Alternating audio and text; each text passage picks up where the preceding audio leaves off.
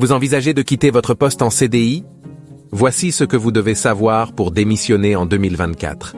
La démission est un acte unilatéral et aucun accord de l'employeur n'est nécessaire. Pour annoncer votre départ, une communication claire et non équivoque est essentielle. Aucune justification n'est requise, que ce soit pour des raisons personnelles ou professionnelles. La démission déclenche une période de préavis dont la durée varie selon votre convention collective, contrat de travail ou l'usage de votre profession. Par exemple, en Alsace-Moselle, le préavis est généralement de 15 jours. Pour les cadres, la durée du préavis n'est pas fixe, mais souvent de 3 mois. Consultez votre service RH pour plus de précisions. En cas de départ à la retraite, la durée du préavis est similaire à celle d'un licenciement. Le point de départ du préavis correspond à la date où vous notifiez votre volonté de démissionner. Si vous utilisez une lettre recommandée avec accusé de réception, le préavis commence à la date de première présentation de la lettre à l'employeur.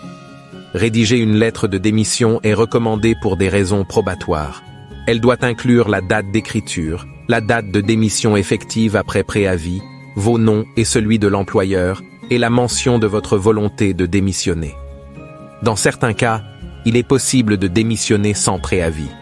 Si vous avez des doutes sur la date de fin de votre préavis, utilisez un simulateur de calcul de préavis de démission en ligne. N'oubliez pas de télécharger notre modèle de lettre de démission pour vous guider.